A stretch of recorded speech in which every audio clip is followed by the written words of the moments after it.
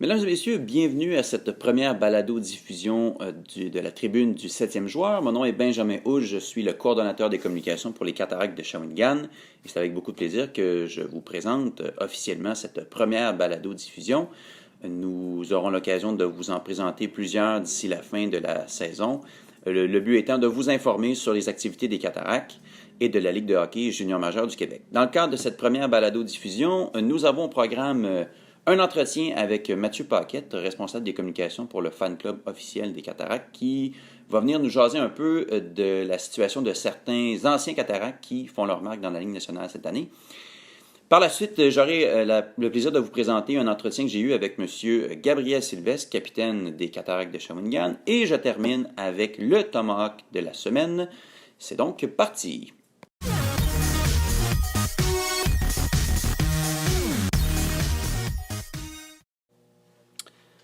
Donc, pour cette chronique, je me retrouve maintenant avec mon invité, Mathieu Paquette, qui est le responsable des communications pour le fan club officiel des Cataractes. Bonjour Mathieu. Bonjour. Ça va bien? Oui, très bien, toi-même. Très bien, merci.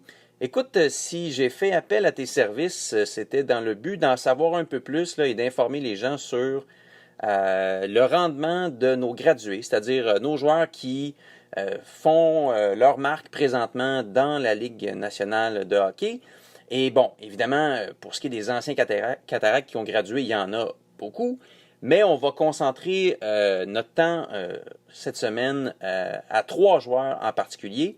Et je te laisse y aller avec ta partie. Tout d'abord, d'entrée de jeu, j'aimerais te remercier personnellement de m'avoir fait confiance pour ton beau projet. Et j'aimerais aussi saluer mes collègues du Fan Club avec qui j'ai beaucoup de plaisir à travailler. Et pour commencer ma chronique, je débuterai avec le gardien de but Maxime Lagacé, que les gens se rappellent peut-être pas beaucoup, mais il a joué quand même 3 matchs à Shawinigan durant la saison 2013-2014. Et par la force des choses, il s'est retrouvé avec le club d'expansion, les Golden Knights de Las Vegas. Et avec la multitude de blessures dans les filets, il a quand même joué 13 matchs jusqu'à maintenant, récoltant 5 victoires, subissant 6 revers, avec un taux d'efficacité de 866. C'est quand même particulier, car Lagacé n'a jamais fait long feu dans la Ligue nationale jusqu'à maintenant, mais il a eu sa chance et voilà qu'il est maintenant chez les professionnels. Et ensuite, j'enchaînerai bien sûr avec notre cher Tito, comme le monde l'appelait à Shawinigan, Ouais. Anthony Beauvillier. Puis, comme les gens le savent, on l'a perdu à Shawinigan à l'âge de 19 ans quand même, c'est assez jeune.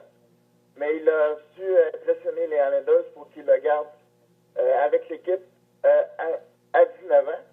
Et Anthony fait assez remarquable de ce temps-ci, pour le mois de décembre, il a décidé de s'impliquer auprès de l'Alzheimer, qui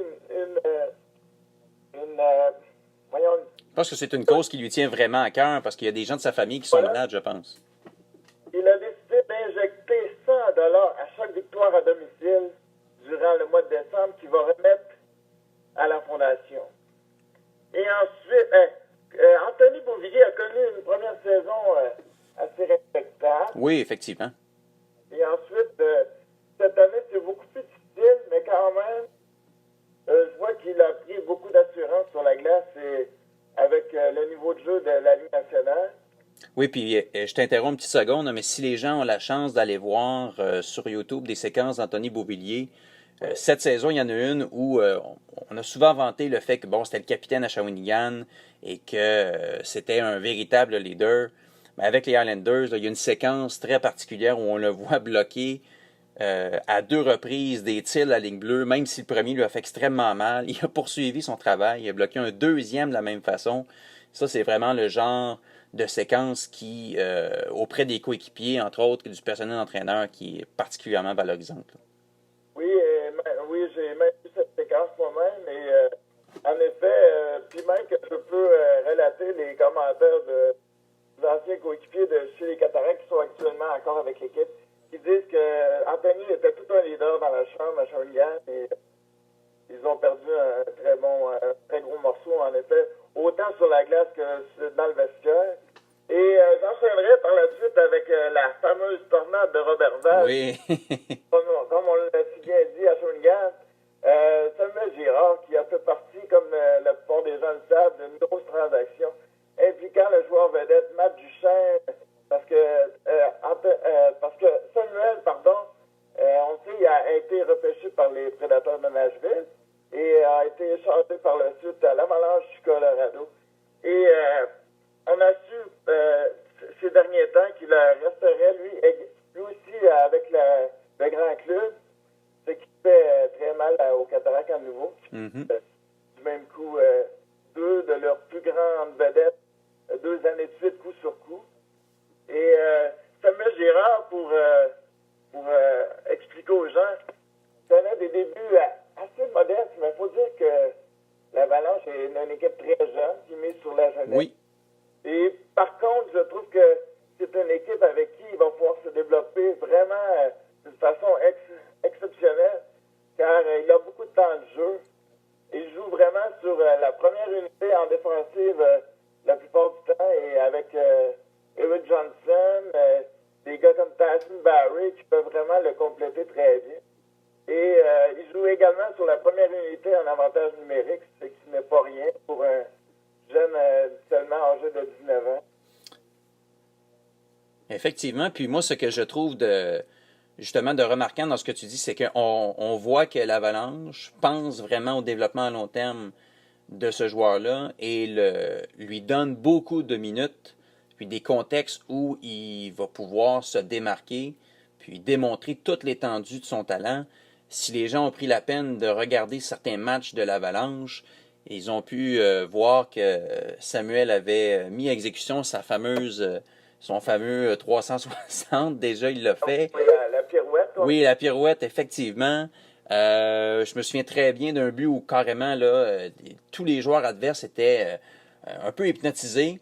Il a réussi à faire son entrée de zone, à attirer tous les regards vers lui, a remarqué Nathan MacKinnon qui était complètement libre d'un côté, il lui a refilé le disque et ça a amené directement un but. Je pense que l'Avalanche a fait un excellent coup. En fait, je vous dirais que dans l'ensemble de la transaction, là, s'il y en a un qui mérite des félicitations, c'est bien Joe Sakic. Puis, pour renchérir à propos de la transaction, faut remarquer que Matt Duchesne, depuis son arrivée avec les Sénateurs, n'a récolté qu'un seul but, qui est très rare dans son cas, mais ça donne raison à Joe Sakic dans cette transaction. Tout à fait. Pour le moment, pour l'instant, là. Pour le moment, mais en même temps, j'allais dire, dans deux saisons, Matt Duchesne est libre comme l'air. Alors, on verra bien s'il sera encore... Oui, effectivement. On verra bien s'il sera encore un sénateur. Ce que j'aimerais rajouter à Samuel Girard, c'est une belle histoire à propos de sa famille un de ses frères a accepté de jouer à des niveaux inférieurs au hockey pour permettre à Samuel, qui visiblement avait plus de talent, de pouvoir continuer sa carrière et de pouvoir maintenant jouer avec les professionnels. C'est quand même impressionnant qu'un membre de ta famille puisse reconnaître ce genre de choses et accepte non pas de diminuer ses chances, mais d'évoluer à des niveaux inférieurs pour que son frère puisse pleinement profiter de son talent. On peut dire que le frère en question a eu beaucoup de vision et effectivement, ça demande beaucoup, je dirais, de vision, effectivement, mais c'est un grand don que de laisser la place comme ça à son frère. Puis toute la famille, on les voit là avec Samuel, profite pleinement de ces moments-là. Ah oui. C'est beau de voir ça, c'est vraiment beau. Pour connaître un petit peu la famille, là, c'est des gens très bien, évidemment, ce qui lui arrive présentement. C'est une famille, serrée, comme on dit. Et puis, connaissant Samuel, il est très reconnaissant envers sa famille, comme toujours. Et ça rend bien l'appareil en les invitant. D'ailleurs, dernièrement, ils sont allés au Colorado récemment. Et puis, la famille semblait bien appréciée de la part de Samuel. Écoute, Mathieu, je te remercie beaucoup pour toutes ces informations. Évidemment, au courant des prochaines semaines, si tu le désires, évidemment, je vais encore faire appel à tes services. Et puis, s'il y a des gens qui sont intéressés à aller Allez jaser avec Mathieu, mais n'hésitez pas à le voir. Il est présent à chacun des matchs locaux. Alors, je te remercie beaucoup, Mathieu, pour ton temps. C'était un grand plaisir et ça me fait plaisir de participer à ton beau projet, Benjamin. Merci beaucoup. Merci, au revoir. Au revoir.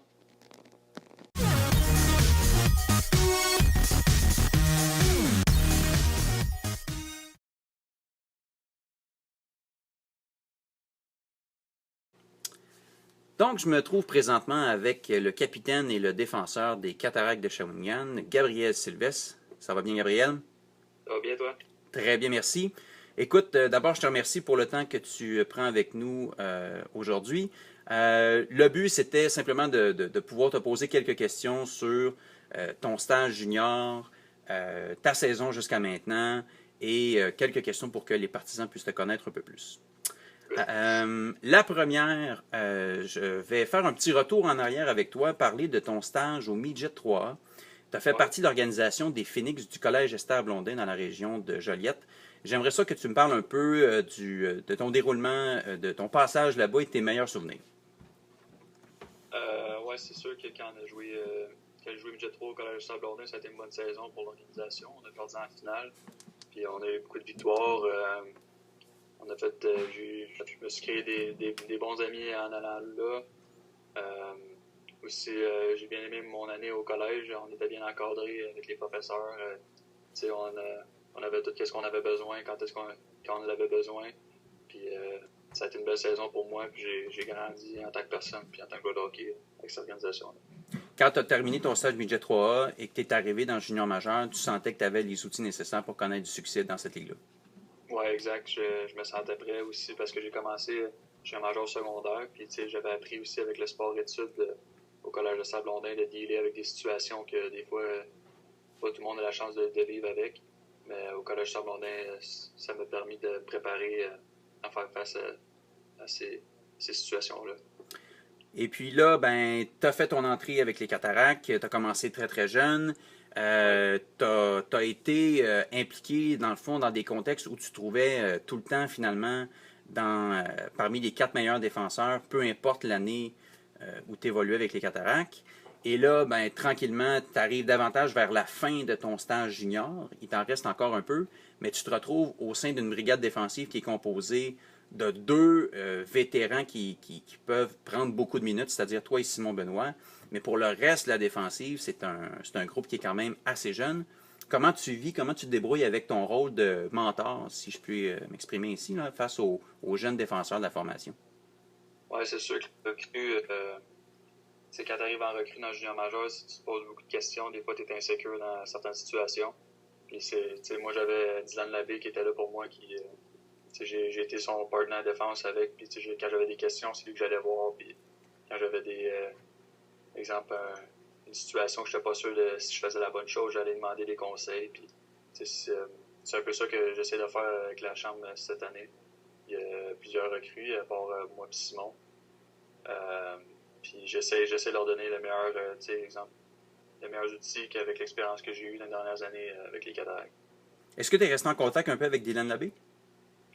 Oui, ben j'ai parlé avant qu'il parte de Shawinigan, mais on se parle pas vraiment souvent, mais ça arrive des fois qu'on se parle de temps en temps. OK. Maintenant, sur le plan collectif, bon, les Cataractes connaissent une saison difficile. C'est une saison qui est aussi grandement affectée par le départ d'un coéquipier pour toi, qui est Samuel Girard, qui a gradué trop rapidement, probablement au goût de plusieurs partisans et probablement de coéquipiers. Vous avez fonctionné par séquence, c'est-à-dire la première séquence de la saison était plus difficile, les 8 premiers matchs en particulier. Par la suite, vous avez obtenu plus de succès avec 7 victoires en 11 matchs. Et là, malheureusement, vous retombez dans un même genre de séquence qu'en début de saison. Qu'est-ce qu'il faut changer dans la façon de jouer là, pour retrouver le chemin du succès? Ben, en fait, c'est pas vraiment un changement qu'on a besoin d'avoir. C'est plus c'est comme tout le monde le sait, c'est une équipe jeune, en apprentissage. Ben moi, j'ai toujours été dans le top 5 avec les Cataractes, puis de vivre des situations d'adversité comme ça, c'est juste de l'apprentissage pour moi aussi. Puis, c'est pas nécessairement un changement, mais de continuer à construire de construire sur le bon chemin, à suivre le plan de match du coach, de l'organisation pour qu'on puisse continuer vers le bon chemin. Ben justement, tu parles de suivre le plan de match du coach. Tu as eu l'occasion de vivre, si ma mémoire est bonne, avec quand même pas mal d'entraîneurs depuis ton arrivée au junior. C'est quand même étrange parce que la plupart du temps, bon, vous êtes dans la ligue parfois 2-3 ans, ça peut aller jusqu'à 5, mais le nombre d'entraîneurs que vous voyez passer est quand même assez limité. Dans ce cas-ci, tu as eu Martin Bernard, tu as eu Claude Bouchard et là, tu as Daniel Renaud. Ouais. Qu'est-ce que Daniel Renaud fait de différent ou qu'est-ce qui vient changer par rapport à ce que tu as vécu avant? Ben, Daniel Renaud, c'est la première fois que j'ai un coach aussi proche de ses joueurs, exemple à l'écoute. C'est un gars que tu peux aller parler, c'est facile d'approche, tu peux lui faire confiance, puis il fait un très bon job. Par exemple, il est respecté par tout le monde dans la chambre, tout le monde l'aime.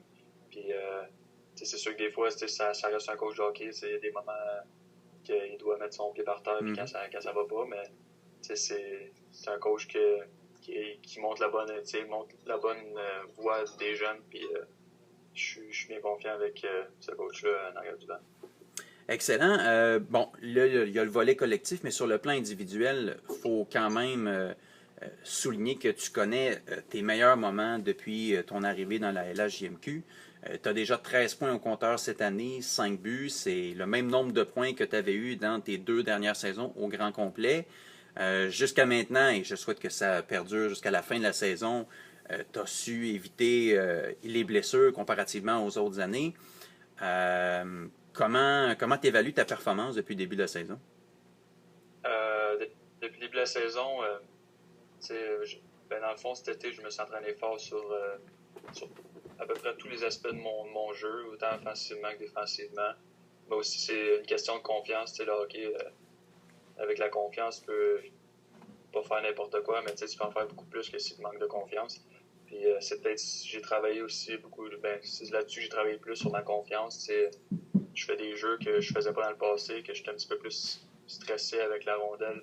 Mais là, je suis rendu plus calme, je prends les meilleures décisions, puis les meilleures décisions, ça mène à des buts, puis au succès de l'équipe à la fin de mon jeu. Fait que c'est plus mentalement qu'exemple, mes skills. Mm-hmm. Mais c'est plus... C'est pas tant dans les aptitudes que ta façon de ton approche du jeu, puis ta confiance. Ouais, exact. Maintenant, on ne peut pas passer à côté. On approche la période des fêtes. Dans le hockey junior, la période des fêtes, c'est synonyme de championnat du monde junior, mais aussi c'est synonyme de période de transaction.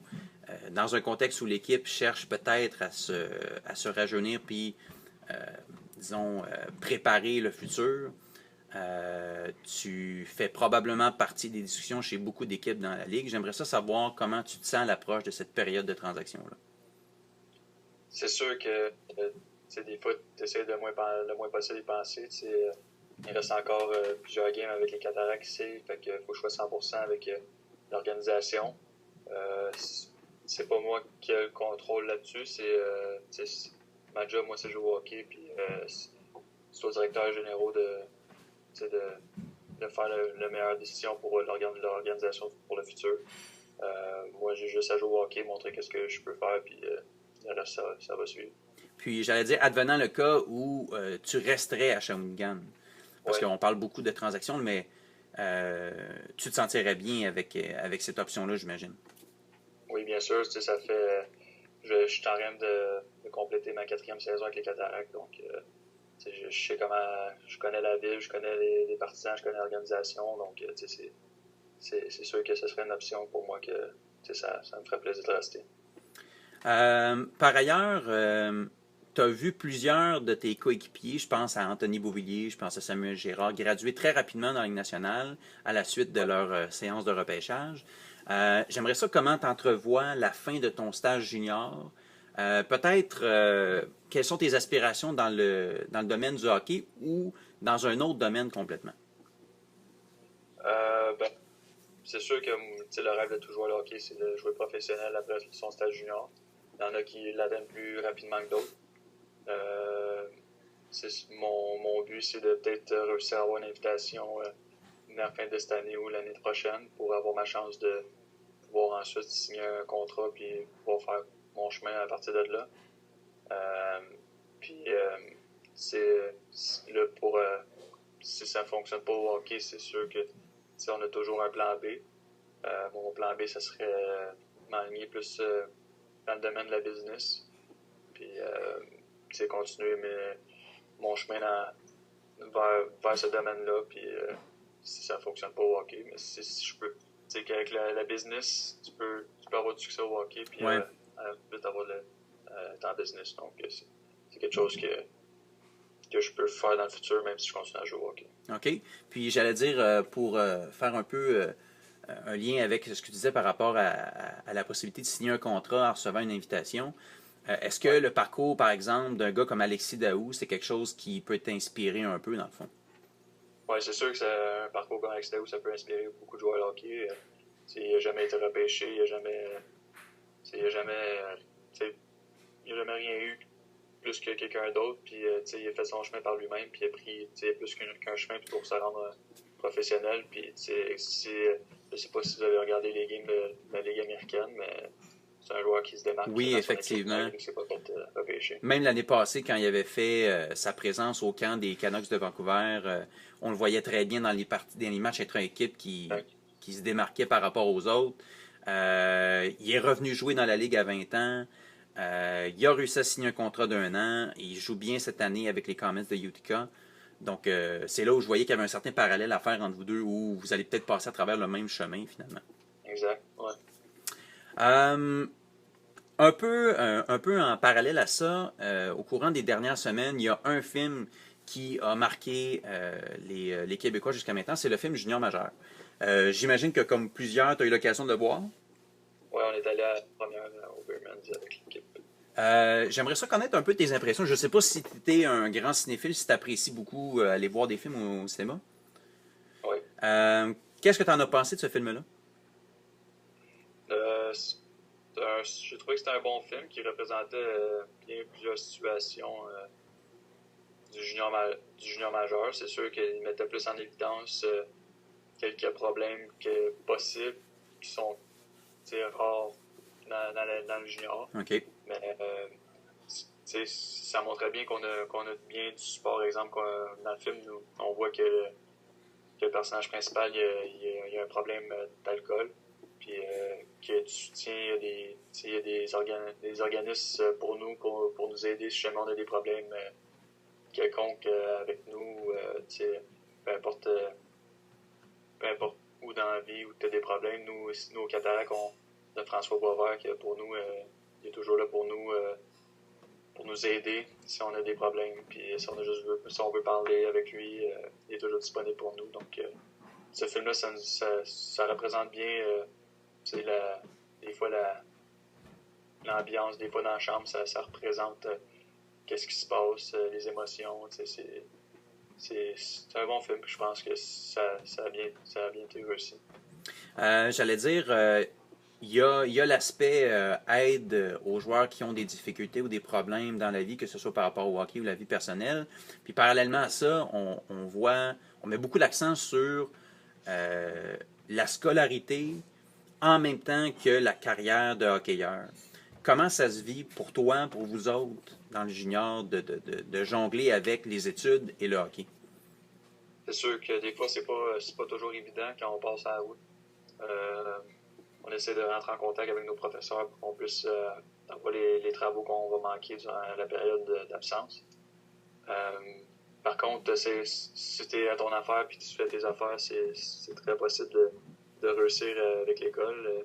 Par exemple, Alexis Daou, lui, il a réussi beaucoup à finir son cégep au complet. Puis la dernière année, à 20 ans, il était rendu à l'université à distance. Donc, c'est quelque chose de possible d'avoir du succès à l'école et d'aller jouer junior majeur. Puis, j'allais dire aussi, il y a un aspect qui est présenté dans ce film-là, c'est celui des journalistes. Bon, c'est indéniable. En 2017, avec l'omniprésence des réseaux sociaux, autant les commentaires des partisans que la présence des journalistes, vous avez à vivre avec ça au quotidien. C'est quoi ta perception de tout ça, c'est-à-dire la présence des journalistes et les commentaires des partisans? Ouais, c'est sûr, dans le film, ça a été un peu exagéré, parce que c'est un film, là, mais Ouais. avec la présence des médias ou quelque chose du genre, ça n'affecte pas nécessairement une chambre de hockey ou un joueur de hockey, peu importe. Moi, personnellement, je lis pas les journaux de ce qui se passe sur l'équipe ou quelque chose du genre, mais pour peu importe la raison, on sait jamais qu'est-ce qu'il peut se dire dans les journaux ou peu importe qu'est-ce que les partisans peuvent dire. Mais pour moi, c'est quelque chose qui me dérange pas, donc c'est ça.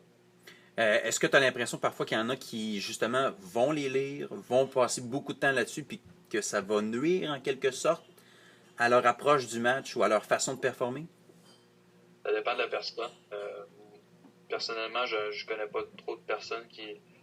exemple, c'est rare qu'on se dise dessus dans l'article que ça n'arrive pas. Exemple, la seule fois que des fois qu'on regarde dans le journal, c'est si, exemple, un coach d'une autre équipe dit quelque chose sur notre équipe pour nous motiver, on l'accroche sur le tableau, puis on le montre pour nous motiver à la game, puis on se dit, OK, il a dit ça sur nous, ben, on va lui montrer qu'il n'a pas raison, quelque chose. Mais j'allais dire, en 2017, on dirait que dans les conférences de presse ou les points de presse, tout le monde est assez politically correct, dans le sens que c'est rare qu'on va avoir ce genre de clip-là qui risque de vous motiver. Bon, c'est peut-être déjà arrivé, mais contrairement à ce qui se faisait avant. Ah oui, peut-être, c'est vrai. Pour les séries, ça doit être un peu différent. D'autre part, tu es une personne, quand les gens te voient, soit au banc, sur la glace, tu as une expression assez neutre. Mais là, j'aimerais prendre le temps pour voir, pour te tester un petit peu, là. Gabriel Sylvestre, forcément, il y a des moments dans la vie où il réagit plus fortement. J'aimerais savoir, dans la vie, pas par rapport au hockey, mais dans la vie, qu'est-ce qui te fait vraiment, mais vraiment, vraiment rire?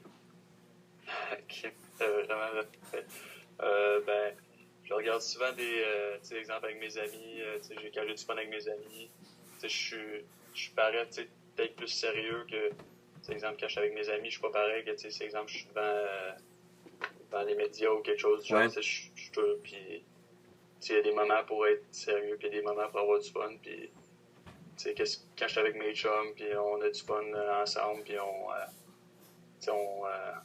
on niaise un peu ensemble, puis aussi, on regarde des fois des shows d'humour sur, exemple, Kevin Hart, c'est un gars qui me fait vraiment rire, puis c'est pas mal des moments là que je deviens moi-même, tu peux te permettre d'être plus relax, puis OK. Puis au hockey, c'est quoi l'anecdote ou le joueur qui t'a fait le plus rire dans une situation au hockey? Ouais, c'est sûr qu'il y a beaucoup de choses qui se passent dans une chambre de hockey. Ouais, ça, écoute, ce qui se passe dans le vestiaire reste dans le vestiaire, ça, c'est correct.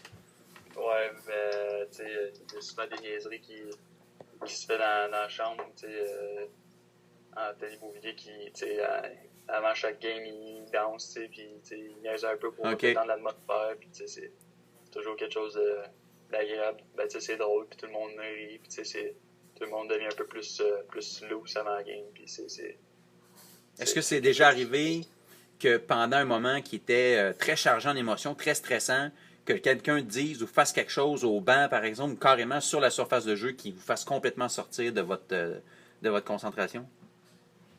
Ben, c'est ça. Par exemple, ça s'est arrivé dans le passé, exemple, quand on était en finale pour la Coupe du Président, tout le monde le savait que, à un moment donné, on était rendu en deuxième prolongation à Sherbrooke, puis tout le monde était complètement mort, puis ça prend beaucoup de jus, rendu en deuxième prolongation pour une game, puis là, il y avait Cadorette, puis Beauvillier qui avait lâché une joke, puis ça avait détendu l'atmosphère, puis tout le monde avait ri, puis après ça, ça a senti la pression un peu descendre. OK. Dans la vie ou dans le hockey, qu'est-ce qui t'a vraiment fait peur? C'est sûr que au hockey, tu essaies pas le moins possible de penser. La première bagarre, peut-être? Ouais, la première bagarre, dans le fond, c'est sur l'émotion, tu sais. OK. T'as pas le choix d'y aller, fait que... Et puis quand tu te bats, tu sens pas vraiment grand-chose. C'est le lendemain matin quand tu te réveilles. T'as plus mal à la face qu'aux mains, c'est là que ça pourrait bien péter. Mais c'est plus... j'ai déjà eu une commotion, c'est sûr que c'est quelque chose que tu peux pas revoir dans la vie, mais j'essaie de pas y penser, puis c'est quelque chose. Ça fait partie du jeu, ça arrive des fois. C'est clair qu'il y a des symptômes de commotion quand tu as l'impression que tu n'as pas le contrôle sur ton corps. Ça fait peur. OK. Qu'est-ce qui t'a le plus motivé dans la vie ou au hockey? Depuis que je suis jeune, j'ai toujours eu le support de mon père, puis ma famille qui est toujours, qui me motive toujours quand ça va, des fois ça va moins bien, puis qui m'aide beaucoup. Puis aussi, j'ai eu comme mentor quand j'étais jeune, que encore aujourd'hui, si j'ai des questionnements, je peux le contacter, puis il va m'aider. Éric Desjardins, l'ancien défenseur des Canadiens, lui, en fait, c'est lui qui m'a montré comment jouer à la position en défense. Il m'a coaché à partir de la tombe. J'étais jeune, puis depuis ce temps-là, je reste en contact avec lui, puis il me donne des conseils, des moments, des fois, comment gérer mes émotions, puis comment gérer avec l'adversité, puis tout plein de choses comme ça. Excellent. Ben écoute, Gabriel, je te remercie pour le temps que tu nous as offert aujourd'hui. Je te souhaite, à la veille d'un match contre les Mooseheads, je te souhaite une bonne partie, puis bonne fin de saison. Merci beaucoup. Salut. Pour le Tomahawk de la semaine, eh bien, plutôt que de vous le présenter directement, je vais vous laisser le soin d'écouter le point de presse qu'il a donné après le match face aux Mooseheads d'Halifax. Et par la suite, je vous explique pourquoi c'est notre choix. Écoute, scorer un but dans le junior majeur? C'est un feeling incroyable pour vrai. Là. Sur le coup, je capotais. C'est fou. Ouais, j'ai pas de mots. C'est incroyable. En plus, c'est un beau. Ouais, c'est ça. J'étais content aussi là, pour ça. C'est ça. C'est là que tu disais que tu avais un trou, quoi? Ouais. Ben, le gars-là, il avait pas tout le temps prêt ce soir. Il s'attendait pas au shot de même. Fait que je l'ai placé à la bonne place. Ça donnait l'avance 2-0 à l'équipe. Bon, ils sont revenus, mais ils avaient quand même une façon d'aller chercher la victoire. Ouais, regarde, on a une équipe très travaillante cette année. Puis je pense que c'est juste on a gagné à cause de ça. On n'a pas arrêté de travailler, puis on a cru en nous toute la game. C'est ça. Merci. Félicitations. Merci. Félicitations, Jérémy. Donc, effectivement, comme vous l'avez deviné, notre Tomahawk de la semaine revient à Jérémy Martin, jeune attaquant de 16 ans, qui, au cours de ces 3 matchs-là, depuis son retour, si on veut, avec les Cataractes, parce qu'il avait passé une bonne partie de la saison dans le midget 3A, mais avait joué tout de même une partie avec l'équipe. Il s'est démarqué avec un but, une passe au cours de ces 3 parties. Et ce qui, je pense, est synonyme de ce qui nous attend de ses performances avec l'équipe au courant des prochaines années. C'est vraiment ce qu'on a vu sur le but qu'il a marqué contre les Mooseheads lors du dernier match. C'est-à-dire que, d'abord, c'est un but sans aide. Il a eu une excellente vision de jeu à sa propre ligne bleue où il a coupé un jeu en défensive, a accéléré jusqu'en zone ennemie et, sentant la pression venir de la part du défenseur des Mooseheads, a réussi à trouver l'espace au-dessus de l'épaule droite d'Alexis Gravel, gardien quand même de taille imposante, un véritable laser dans la lucarne. Et il a marqué comme ça son premier but dans la Ligue de hockey junior majeur du Québec. En point de presse par la suite, des journalistes mentionnaient que c'était le premier d'une longue série de buts et je pense que c'est l'avis de nombreux partisans. Donc c'est la raison pour laquelle Jérémy Martin obtient cette semaine le Tomahawk.